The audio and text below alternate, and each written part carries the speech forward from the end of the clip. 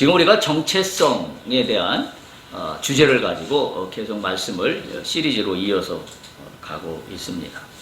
저도 참 감사한 것이 이 본문의 말씀을 계속적으로 묵상하며 말씀 준비를 할 때마다 하나님께서 넘치는 은혜로 저에게 부어주셔서 저 또한 늘 알고 있는 말씀임에도 불구하고 또한 새로운 은혜로 채워주셔서 저도 여러분에게 전할 수 있게 돼서 참으로 감사하고 또 하나님이 우리에게 이 시대에 우리에게 요구하시는 게 뭔가를 다시 한번 깨닫게 됩니다.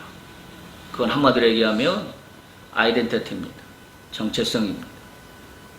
우리가 말로는 나는 하나님의 사람입니다 라고 하지만 과연 나의 아이덴티티가 하나님의 사람으로서 라는 거에 느낌표를 갖고 있냐? 아니면 물음표가 여전히 진행되고 있느냐? 저는 이 본문의 말씀을 읽으면서 계속 제 마음속에 크게 치고 들어온 성령의 감동이 있다면 뭐냐면 광야를 통과할 수 있는 방법의 가장 중요한 핵심은 뭐냐? 그 정체성이다. 저는 그렇게 생각합니다. 이스라엘 백성들에게 하나님이 요구하시는 게 뭐냐? 그건 지금 오늘날 우리에게도 요구하시는 하나님의 음성입니다. 아들아 딸아, 너는 나를 믿는다고 하면서 너의 존재의 의미는 무엇이냐? 라고 묻는 물음에 우리가 답할 수 있는 인생을 살아야 합니다.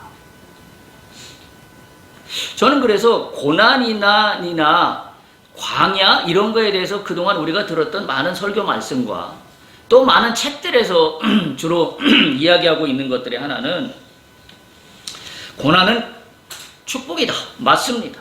성경에도 고난은 축복이라고 되어 있습니다. 고난 맞습니다. 축복이 맞습니다. 그런데 저한테 이번 이 기회를 통하여 저한테 주신 하나님의 깨달음은 고난이 축복인 이유는 정체성을 세울 때입니다. 정체성을 세울 때 축복이 됩니다. 따라서 왜 고난을 주시느냐? 축복하기 위해서 주시는데 축복받기 전에 우리가 해야 될 일은 뭐냐? 나의 아이덴티티를 확실하게 하는 거예요. 그러면 지금 나의 이 환난의 이 시간은 축복이 됩니다. 왜? 이 환난을 통해서 내가 누구인지를 발견했기 때문에.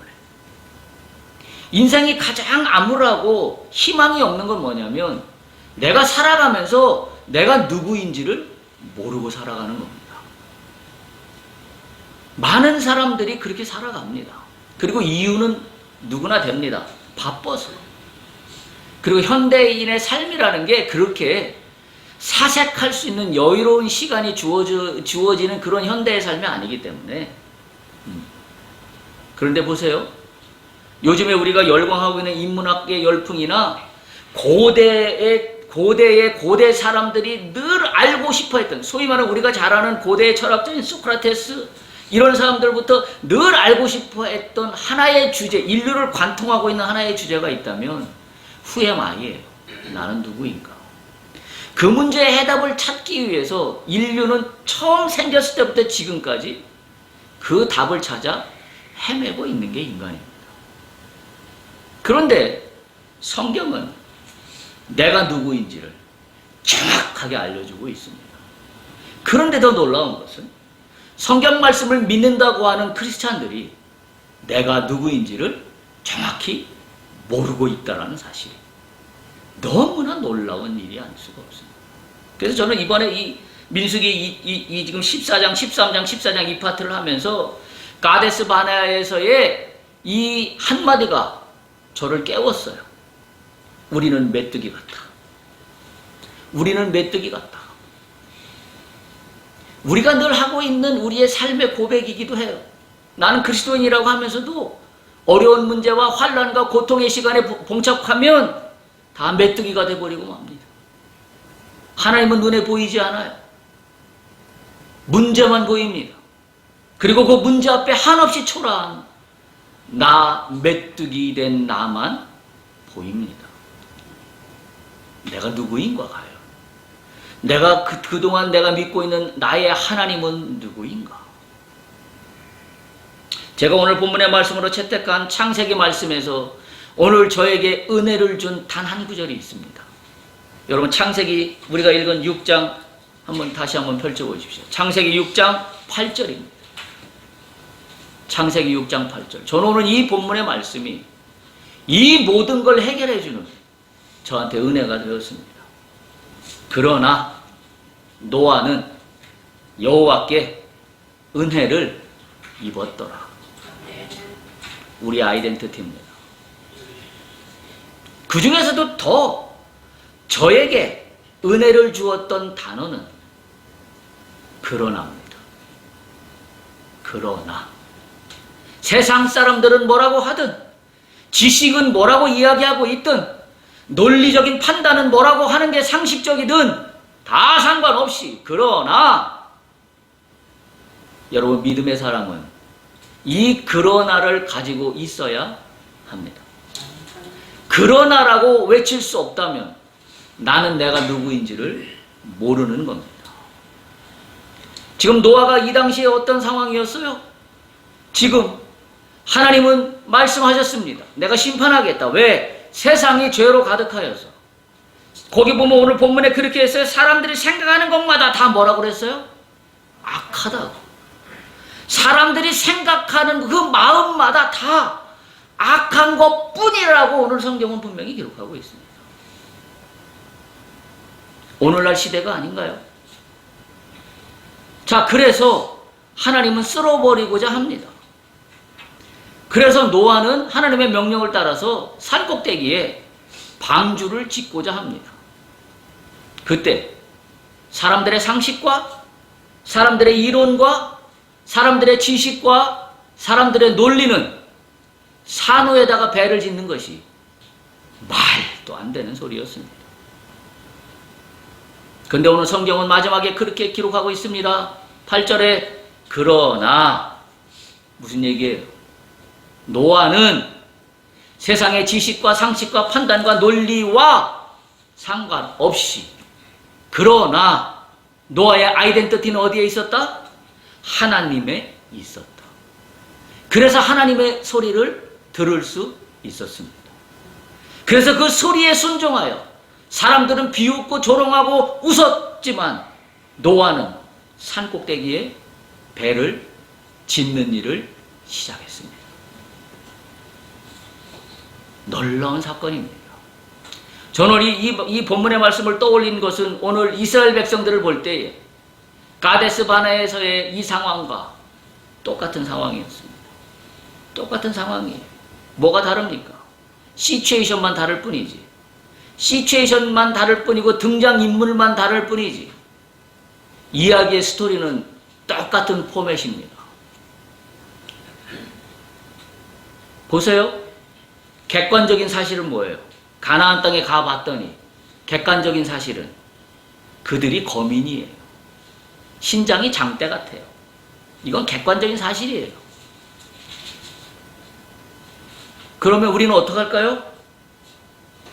객관적인 사실이 진리가 됩니다. 노아는 객관적인 사실이 진리가 아니었어요. 그래서 노아는 그러나 하나님 아이덴티티로 된 노아이기에 산꼭대기에 배를 지었습니다. 오늘 우리 본문에 등장하는 민수기의 갈렙과 여호수아는 그러나 그들의 아이덴티티가 하나님의 은혜로 된 사람들이기 때문에 객관적인 사실은 가나안에 가보니 거기 그 땅에 사는 사람들이 장대 같고 신장이 굉장하고 거민이고 네피림의 후손이고 뭐 별의별 사건들이 다 별의별 이야기들이 별의별 사실들이 정확한 사실들이 다 있지만 그러나 여호수아와 갈렙은 그들과 달랐습니다. 여러분 잘 들으세요. 우리가 믿음의 사람으로서 탐내야 하는 것은 바로 이것이에요. 믿음의 사람이 탐내야 하는 건 이것이에요. 세상이 얘기하는 진실이 아니라 하나님이 말씀하시는 진실을 진실로 받을 수 있는 나. 그러려면 어떻게 해야 돼요? 나의 아이덴티티가 하나님으로 되어야만 합니다. 그렇지 않으면 나는 내가 예수를 믿는다고 하면서도 나의 판단의 모든 근거는 어디에 가 있어요? 세상적인 객관적인 팩트에만 가 있습니다. 그래서 객관적인 팩트만 가지고 되니 안 되니 섣부르게 입방아를 쪄버리고 결론 내버리고 말아요. 그리고 말로는 하나님 믿습니다.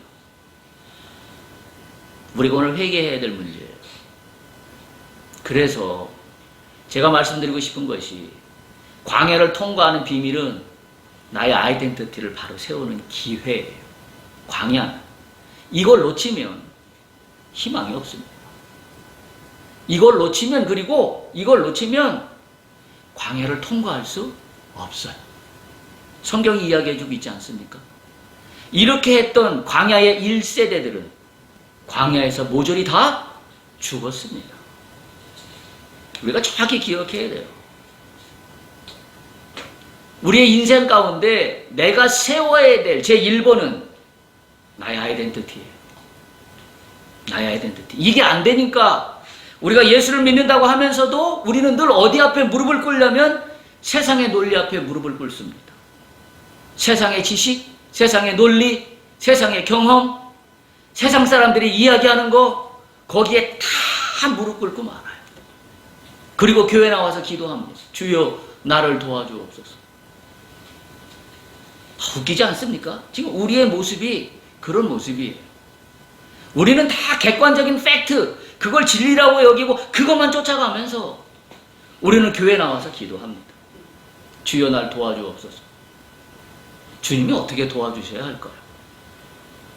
너는 네 아이덴티티가 나를 믿지도 않으면서 나를 완전하게 믿지도 않는 아이덴티티를 갖고 있으면서 너는 세상의 진리와 세상의 상식과 세상의 논리와 세상의 경험만을 쫓아가고 그 팩트를 중심으로 온전히 모든 것들을 다 판단하고 있으면서 그리고 그것이 네 판단의 근거로 꽉 차 있으면서 내가 거기 들어갈 공간이나 있느냐?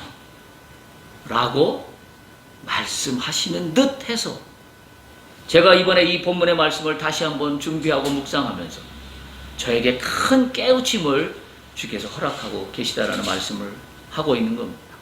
그래서 저는 제가 나중에 한다면 하고 싶은 건 다 이거 하나밖에 없다. 정체성 바로 세우기 프로젝트.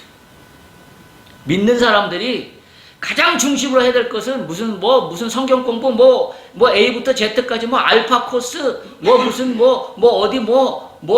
프로그램 다 필요 없고 그거 하면 뭐 합니까? 정체성이 바로 세워지지 않아서 판단은 오로지 세상적인 걸로 다 판단하면서 겉으로만 주렁주렁 매달고 있는 각종 프로그램 수료증들이 무슨 의미가 있습니까? 아무 능력이 없는 거 우리가 알고 있습니다. 저는 그래서 제가 하고 싶은 거 딱 이거 하나밖에 없어요. 정체성, 예수의 사람으로서의 정체성 바로 세우기 프로젝트. 저 이거 하나는 해보고 싶습니다. 이거 하나는 해보고 싶어요. 그래서 예수를 믿지만 예수가 없는 현대인들에 대해서, 예수를 믿는다고 하지만 예수가 없는 교회에 대해서 정체성을 바로 세우는 그와 같은 시간이 저한테 허락된다면 저는 저에게 제 남은 생명을 여기에다 좀 바치고 싶다라는 생각이 들 정도로 이 정체성 문제는 오늘 저에게 굉장히 크게 다가오고 있는 말씀입니다. 저는 너무 놀라웠습니다.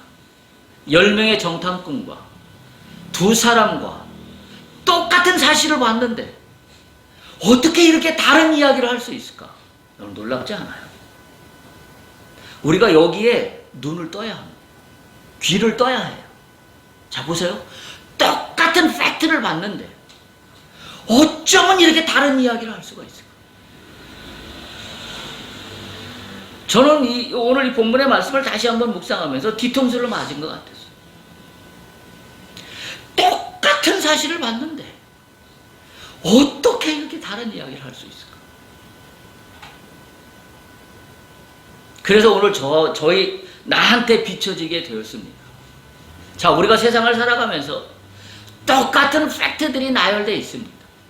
A라는 사실, B라는 사실, C라는 사실, D라는 사실, 똑같은 팩트들이 쫙 있어요. 그런데 내 입술을 통하여 나오는 고백은 누구나 세상 사람이 똑같이 하는 그 팩트를 근거로 한 이야기밖에 나는 하지 않고 있다는 사실이에요. 그래서 오늘 갈렙과 여호수아의 이 색다른 전혀 다른 이야기를 하고 있는 이 모습을 보면서 제가 회개하지 않을 수가 없었습니다. 도대체 나는 누구인가? 갈렙과 여호수아는 누구이기에? 왜 저들과 저렇게 다른 이야기를 할까? 저렇게 다른 이야기를 할까? 여러분, 이 차이가 뭐라고 생각하세요? 믿음의 차이인가요? 우리는 요즘 다 그렇게 지금까지 이해해 왔습니다. 물론 틀린 말은 아니에요. 믿음의 차이입니까? 아니면 그 사람의 어떤 성품의 차이입니까? 아니면 그 사람의 어떤 굳건한 결단력과 의지의 차이입니까? 왜 여호수아와 갈렙의 평가와 나머지 지파 10사람의 지도자들의 평가는 이렇게 완전하게 다르냐 이거예요. 다른 걸 봤다라 그러면, 또 다른 시점에 갔다라 그러면, 이때 시점이 다르고 저때 시점이 다르니까 그럴 수 있다라고 하는데, 지금 이 성경이 기록하고 있는 거는 동일한 시점에, 동일한 지역에, 동일한 사람들의 동일한 땅을 보고 와서 하고 있는 이야기라는데, 우리가 오늘 나에게 하시는 성령의 소리를 귀가 번쩍 뜨여야 합니다. 귀가 번쩍 뜰 수 있기를 축복합니다. 네. 하나님이 여러분에게 말씀하시는 소리를 들을 수 있어야 해요. 똑같은 사실을 봤는데 듣는 소리가 다릅니다. 보는 눈이 다릅니다. 발걸음이 다릅니다. 손길이 다릅니다. 무엇이 이 다름을 결정하고 있을까? 무엇이에요? 아이덴티티입니다. 정체성입니다. 그래서 제가 이 이야기를 계속해서 진행하고 있는 것입니다. 그래서 제가 오늘 본문의 말씀을 제목을 이렇게 정했습니다. 정체성이 있어서 보게 하는 진실. 그 얘기는 거꾸로 얘기하면 정체성이 없어서 보지 못하는 세계. 제가 이 제목을요, 한 20번은 고친 것 같아요. 네. 처음에 이 제목이 아니었습니다. 내가 지금 하나님이 나에게 주신 은혜의 이 말씀을 제목으로 딱 삼을 수 있는 제목이 이거 써놓고 나서 읽어보면 또 생각해보면 이게 아닌 것 같고, 그래서 또 지우, 또 지우, 또 지우. 그래서 최종적으로 결정된 제목이 이 제목. 제가 하고 싶은 이야기를 단 한 줄로 함축해 놓고 있는 제목입니다. 정체성이 있으면 보는 진실이 있어요. 그런데 정체성이 없으면 못 볼 수밖에 없는 세계가 있어요. 그러니까 말하자면 보는 게 달라요. 보는 게 다르고 듣는 게 다른 걸 나눠놓는 기준은 뭐냐?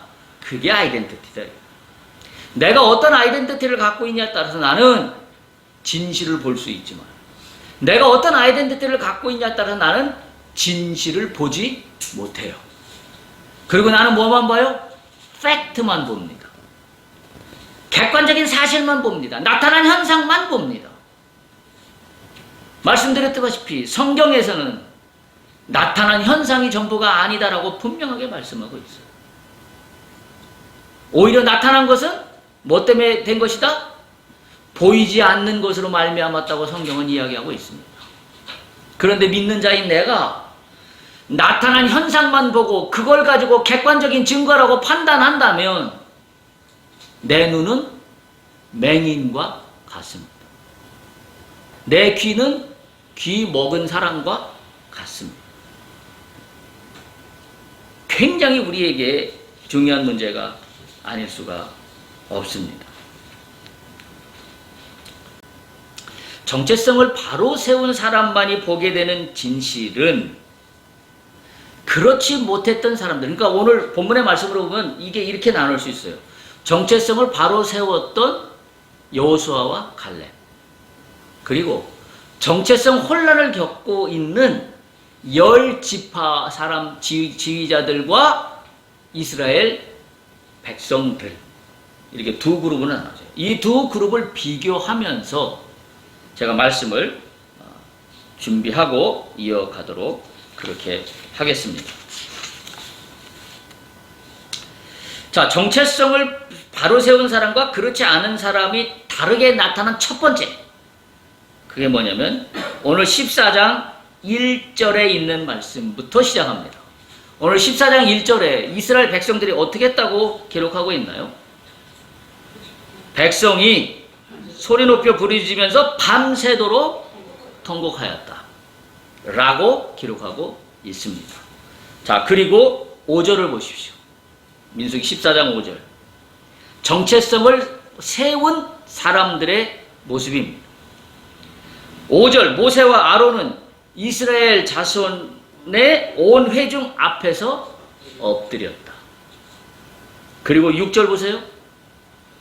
그 땅을 정탐한 자 중에서 눈의 아들 여호수아와 여분네의 아들 갈렙은 자기들의 옷을 찢었다. 자, 나타난 모습이 다르게 나타나고 있습니다. 이것은 무엇을 이야기하고 있을까요? 이스라엘 백성들이 밤새도록 통곡한 것은 왜 통곡했어요? 하나님이 원망스러운 거죠. 원통한 거죠. 내가 이러려고 지금 애굽에서 나왔나? 내가 이 꼴을 당하려고 죽게 생긴 이 상황으로 몰리려고 내가 나왔나? 라는 거에 반해서 지금 모세와 아론이 회중 앞에 엎드리고 여호수아와 갈렙이 자기들의 옷을 찢는 이것은 뭐예요? 한마디로 통곡은 통곡이 돼. 회개입니다. 회개. 영적인 분노입니다. 하나님을 모르고 하는 이들의 태도가 너무나 안타까워서 어찌할 바를 모르는 거예요. 그러니까 그냥 쉽게 얘기해서 똑같은 통곡이라 하더라도 이스라엘 백성들이 한 통곡과 이들이 하고 있는 건 전혀 지금 차원이 다른 겁니다. 차원이 다른 거예요. 어떻게 하나님의 약속을 이렇게 조금도 믿지 않을 수가 있는가? 이거는 나만의 문제도 아니고 너만의 문제도 아니고 우리 공동체의 문제인 것이 너무나 안타까운 거죠.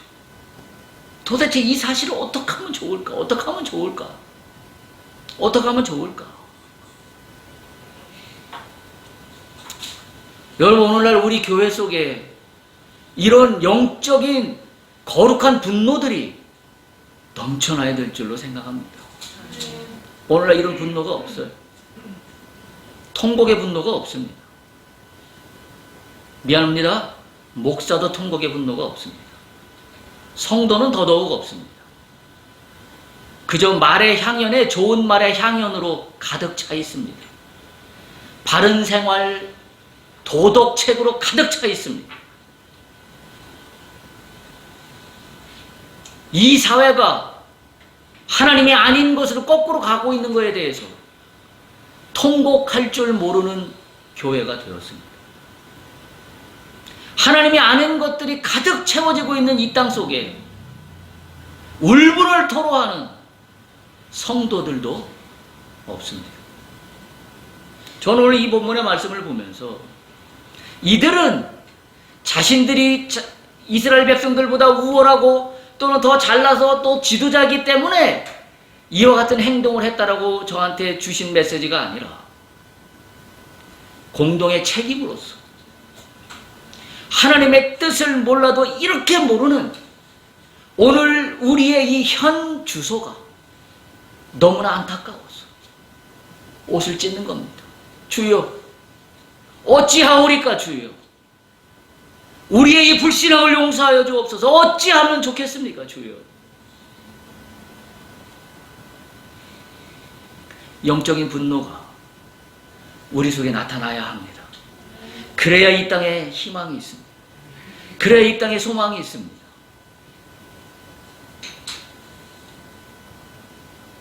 전부 타협하고 맙니다. 다시 말하면 권력 앞에 무릎을 꿇고 말아요. 그리고 거기에서 타협한 이야기들만 쏟아내는 게 오늘의 교회의 모습입니다. 우리는 공동체라는 것에 대해서 책임의식을 느껴야 합니다. 우리가 신앙을 갖고 있다는 것은 나 개인을 불러주신 거 맞습니다. 그러나 나 개인을 부르신 거와 함께 하나님의 거룩하신 뜻은 어디에 있냐면 나를 통하여 나와 함께 힘을 합하여 이 땅에 거룩한 공동체를 세우는 것입니다. 그 일을 위하여 나를 부르신 거예요. 그래서 나 개인으로 부르는 것도 맞으면서도 동시에 하나님은 공동체를 부르셨어요. 예수님이 공생의 기간 동안에 사역을 하시면서 가장 안타까워했던 게 뭐냐면 공동체가 세워지지 않는 거였습니다. 개인적으로 보면 문제들을 다 해결해 주셨어. 병 들린 자에게 병을 낫게 해주시고 귀신 들린 자에게 귀신이 쫓아나가게 해주시고, 그죠? 또 그 시기에 그 시대 가운데 소위 소외된 계층, 소외된 사람들에게 소망과 희망을 주셨어요. 각각 개개인에게는 하나님의 기적을 베푸시고 역사를 베푸시고 능력을 베푸셔서 다 세워주셨어요. 근데 그거로 끝이 아닌 겁니다. 주님은 그걸 하고 싶으셨어요. 그래서 제자 12를 모으신 겁니다.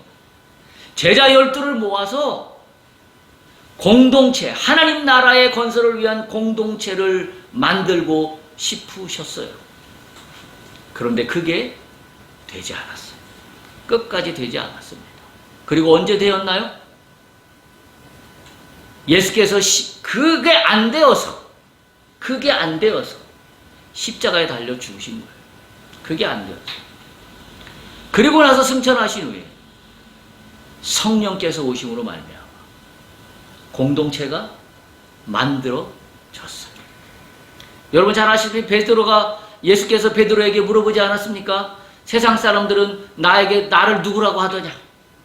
그리고 또 물어보셨습니다. 베드로야, 그렇다면 너는 나를 누구라고 하느냐? 그때 주님이 베드로의 고백, 그 유명한 고백이 있잖아요.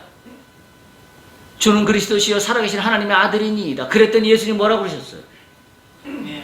그것은 네가 한 말이 아니다. 네가 한 말이 아니다. 그러면서 뭐라고 그러셨어요? 그 말 속에, 그 말씀 위에 내가 교회를 세우겠다. 공동체입니다.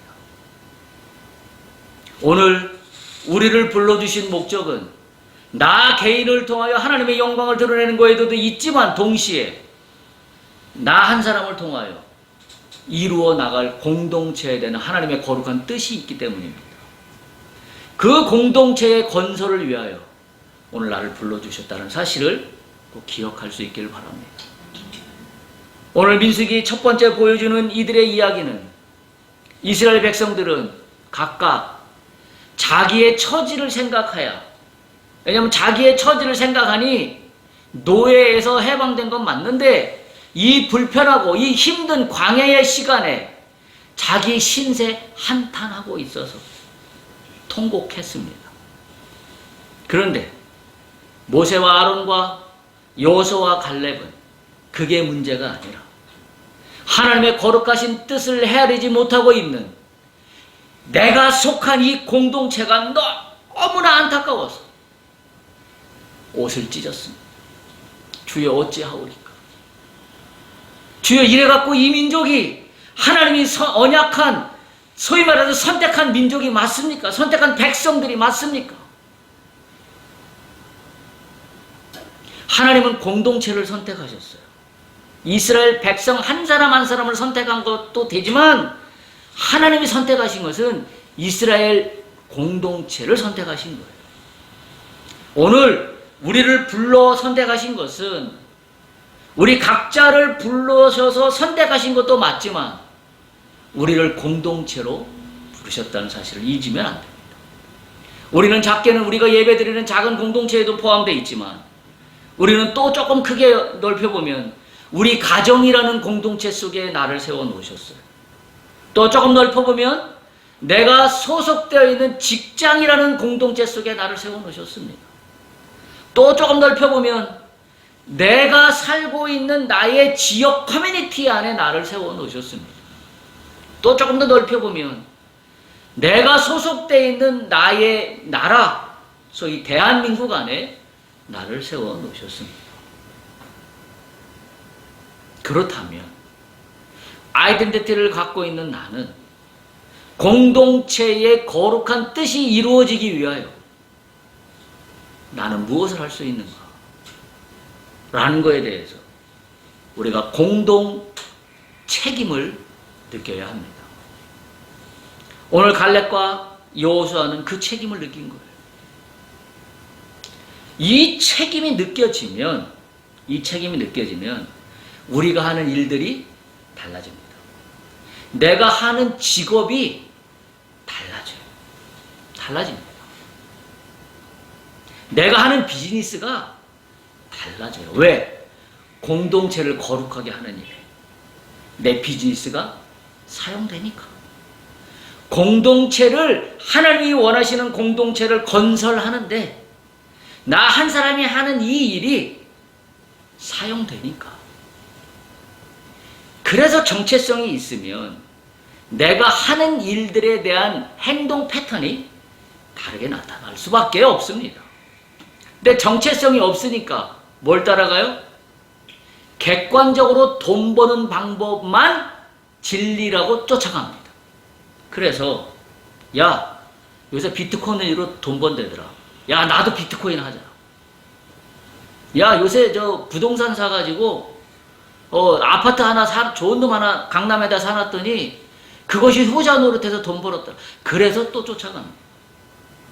우리 그렇게 하고 있지 않나요? 솔직한 마음으로 우리 그렇게 하고 싶지 않나요? 누구는 강남에다가 일찌감치 건물 하나 사놔가지고 야, 그게 지금 몇백억이 됐다더라. 솔직히 부럽지 않나요? 야, 누가 이렇게 야, 비트코인으로 누가 돈 왕창 벌었대더라. 나도 비트코인에서 돈 좀 벌어볼까? 요즘 온통 나라가 이 비트코인으로 젊은 사람들 보도가 너무 많이 나오잖아요.